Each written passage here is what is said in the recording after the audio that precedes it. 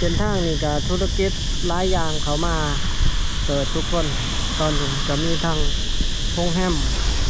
แล้วก็อพาร์ตเมนต์หลายอพาร์ตเมนต์คือว่า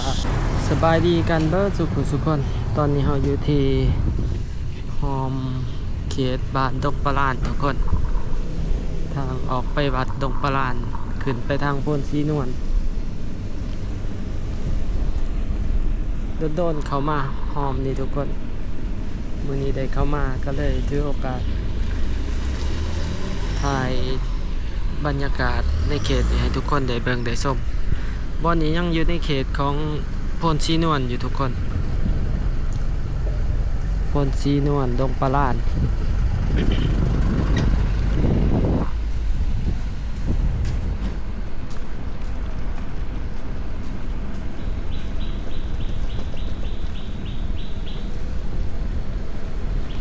วัดโพนสีนวลเนาะบอล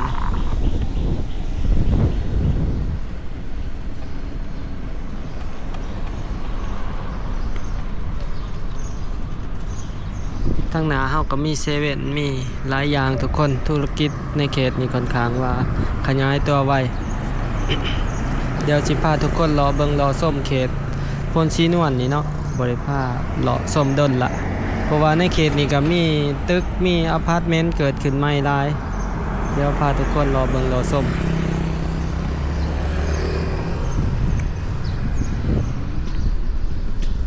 เดี๋ยวพาเขามาเบิ่งโฮมนี่กันเนาะ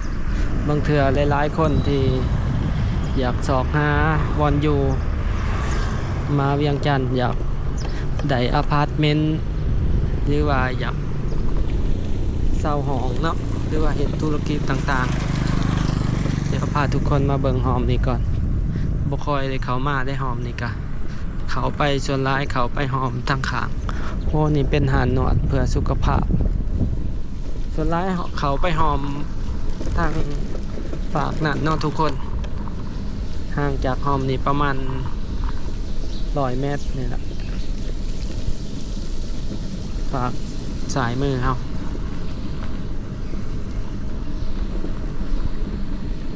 วันนี้ได้มาเวียกทางนี้ก็เลยมีโอกาสถ่ายทุกคนได้เบิ่งเลยเพราะว่าช่วงนี้ก็บ่ได้ออกทางแขวงแล้วก็บ่ได้ไปเขตใกล้ๆ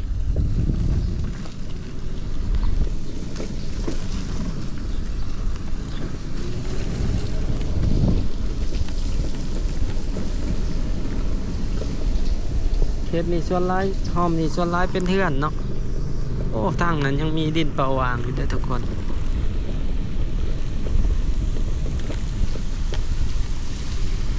เพลงดีเอาโอ้อาหารใหม่ก็หัวมือครับส่วนร้ายสิเป็นเทื่อนในเขตนี้บ้านโพนสีนวลเดี๋ยวเบิ่งมีหอมออกบ่หรือเป็นหอมตันอาจจะเป็นหอมตันเลยหอมตัน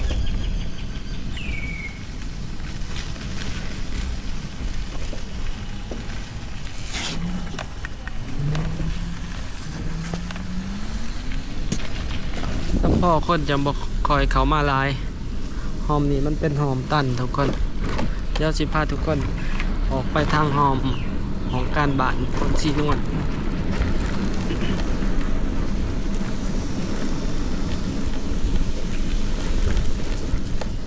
เป็นหอมตันบ่เคยเข้ามาหอมนี่จักเถื่อ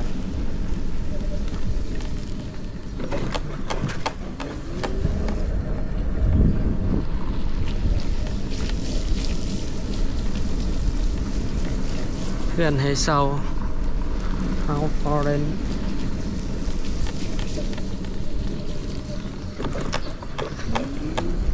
เขตนี้คนต่างชาติมักมาอยู่หลายเพราะว่ามันไก่กับศูนย์กลางเศรษฐกิจก็คือเขตตลาดเสาดงปลานมีหลายอย่างมีโรงแรมมีทั้งอพาร์ตเมนต์ห้องเช่าซุปเปอร์มาร์เก็ตสาธารณูปโภคแถวนี้ถือว่าสะดวกสบาย มันมีเบิดทุกอย่างละอยู่ในเขตนี้ซูเปอร์มาร์เก็ตโรงหมอคลินิกเสริมความงามต่างๆโรงแรมภัตตาคารคาเฟ่คือทางหนาเฮานี่ก็เป็นภัตตาคาร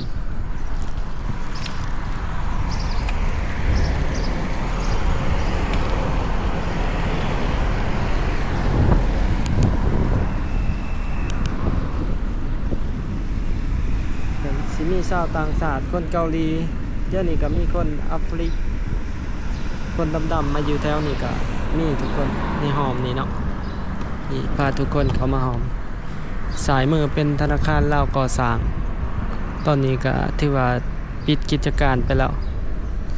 เป็นตึกห้างเนาะเดี๋ยวเขามาเบิ่งหอมนี่ทุกคนหอมนี่ก็สิมีอพาร์ตเมนต์หลายแล้วก็มีวิทยาลัยสุสกะคือตัวเมืองก็เป็นอพาร์ตเมนต์ที่เขาจะกำลังก่อสร้างกันอยู่มีห้องวางในเศร้าของการบ้านโพนสีนวลเนาะบอน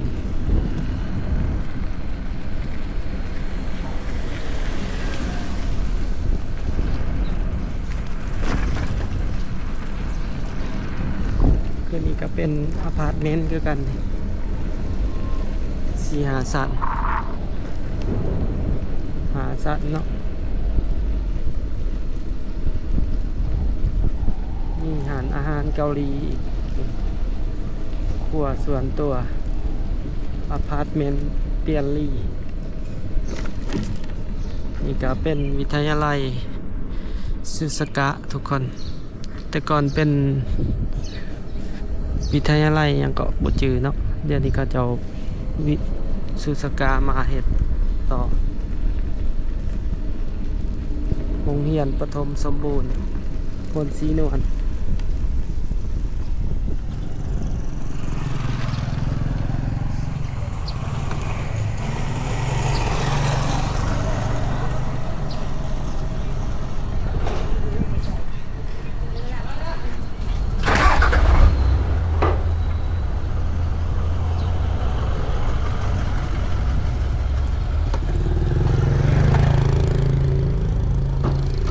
ออกมาทางนี้ก็สิสอดคลองน้ำนะทุกคนนี่คลองน้ำเขาเจ้าเฮ็ดแต่นี้ไปออกไปสะพานทองถือว่าตอนนี้เส้นทางเรียบคลองทั้งสองเบื้องแล้วเบิดละถือว่าไฟยังทางครบสุดแล้วก็มีเส้นบอกการจราจรครบแล้วเนาะ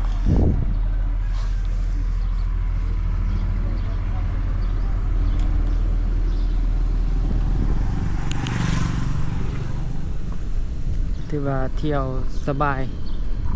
บอนนี้ก็สิเป็นอีกเส้นทางที่ลดผ่อน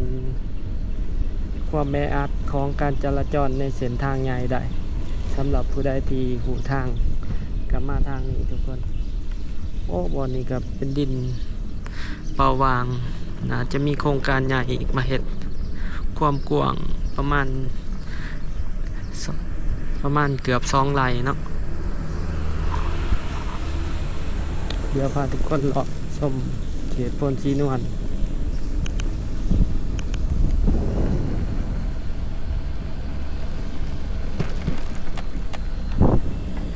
ตอนนี้เขาเจาะกระแต้มเส้นเนาะเส้นทางนี่แต้มเส้นแล้วบ่ละแล้วก็ไฟย่างทาง2 ข้างแล้วบ่ละแล้วเขาเจาะกระตัดทางเฮ็ดห้องไปทางนั้นอีกหน่อยนึงเนาะทาง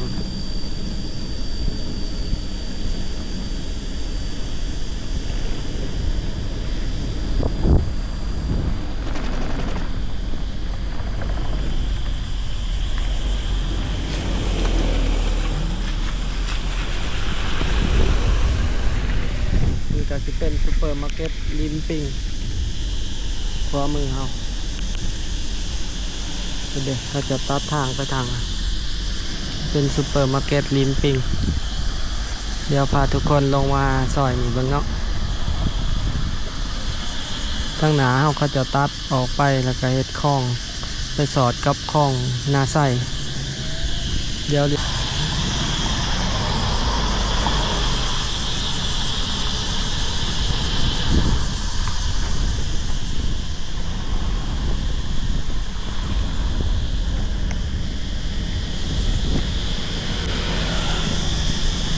เส้นทางนี่ก็ธุรกิจหลายอย่างเขามาเปิดทุกคนตอนนี้ก็มีทั้งโรงแรมแล้วก็อพาร์ตเมนต์หลายอพาร์ตเมนต์เพื่อก่อสร้างเติมในเขต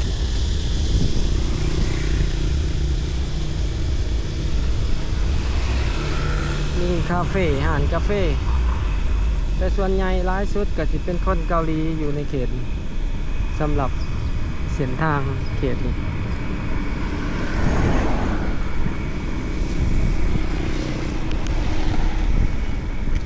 สายมือก็เป็นอพาร์ตเมนต์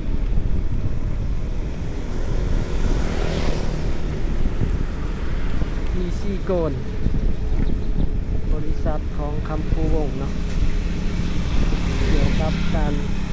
เทรดค่ำเขาเขียนแต่ละตึกมีภาษาเกาหลีเพราะว่าลูกค้าในเขตนี้ส่วนใหญ่ก็เป็นคนเกาหลีหนาวแฮมเมืองแท่ง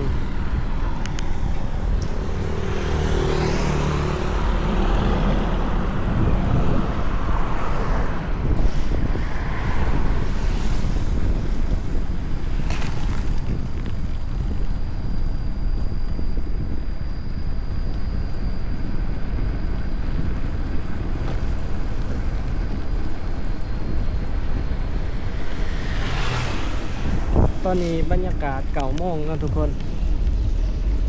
ในเขตนี้มีทุกอย่างสตาร์บัคอเมซอนมีชื่อกาก้าแล้วก็ซูเปอร์มาร์เก็ตกอกก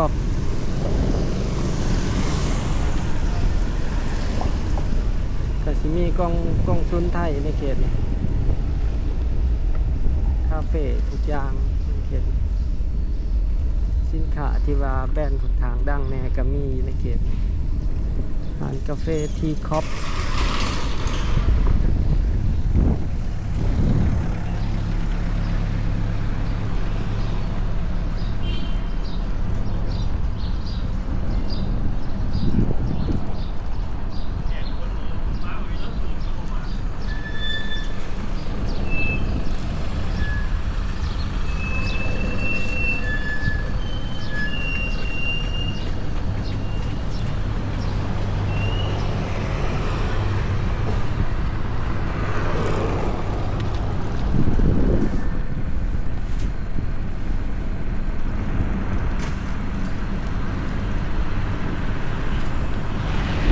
นี่เนาะทุกคนก็จะมีธุรกิจ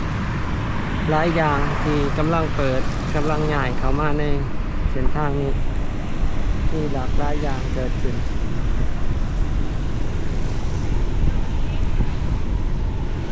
ก็สิประมาณนี้เด้อทุกคนสำหรับในคลิปนี้เนาะเดินมาทางนี้ก็เลยถ่ายให้ทุกคนได้เบิ่งจะเป็นเขตคลองเนาะคลองน้ำออกไปพุ่นแหละทุกคนออกไปสอดแถวถนนกำแพงเมืองไปสอดแถวไอเต็กพุ่นแหละประมาณนี้ทุกคนขอบใจบ๊ายบาย